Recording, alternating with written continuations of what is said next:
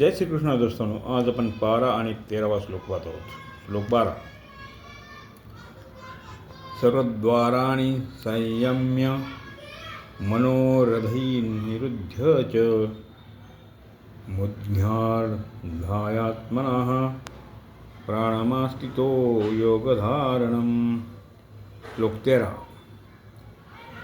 ओमित्येकाक्षरं ब्रह्म व्याहरन्माम निस्मरणं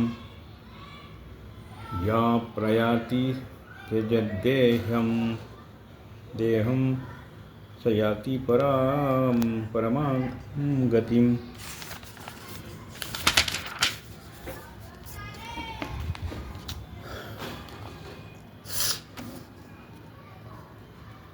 सर्व द्वाराणी संयम, संपूर्ण इंद्रियांद्वारा संयम करून घ्यावा.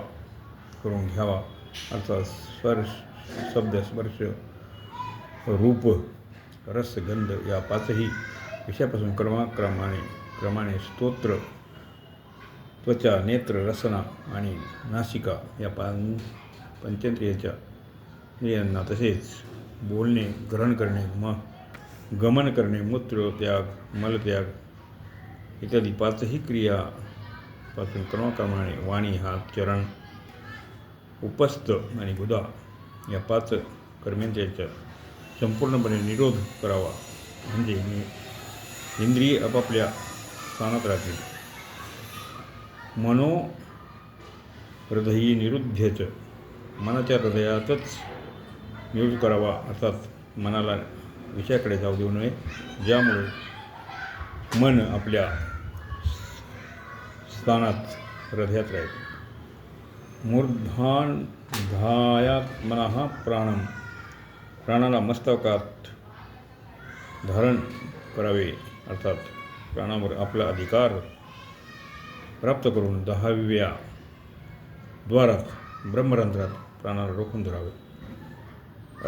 अस्ति तो योगधारणम, अशा प्रकारे योग धारणेत स्थित व्हावे. इंद्रियांनी कोणत्याही क्रिया करू नये, मनानेही संकल्प विकल्प करू नये आणि प्राणावर पूर्ण अधिकार प्राप्त करणे हेच योग धारणेत स्थित होणे आहे. ओमित्येकाक्षरं ब्रह्म व्याहरन्मामनुस्मरणं. यानंतर एक अक्षर ब्रह्म ओम प्रणव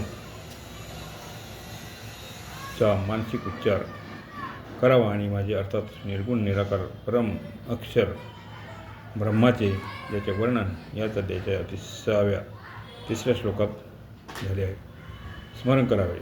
सर्व देश, काल, वस्तू, व्यक्ती, घटना, प्रतिस्थिती इत्यादी ते एक सच्चिदानंद घन परमात्माच सत्वरूपाने परिपूर्ण आहे अशी धारणा करणे हेच माझे स्मरण आहे. या प्रयाति त्यजदेहं स यती परमां गतिम्. उपर्युक्त प्रकाराने निर्गुण निराकाराचे स्मरण करत जो देह त्याग करतो, अर्थात 10व्या द्वारातून प्राणाला बाहेर काढतो, तो परम गतीला अर्थात निर्गुण निराकार परमात्म्याला प्राप्त होतो. अशा प्रकारे 13व्या अध्यायाचा 13व्या श्लोकाचा अर्थ संपत आहे. धन्यवाद. जय श्रीकृष्ण.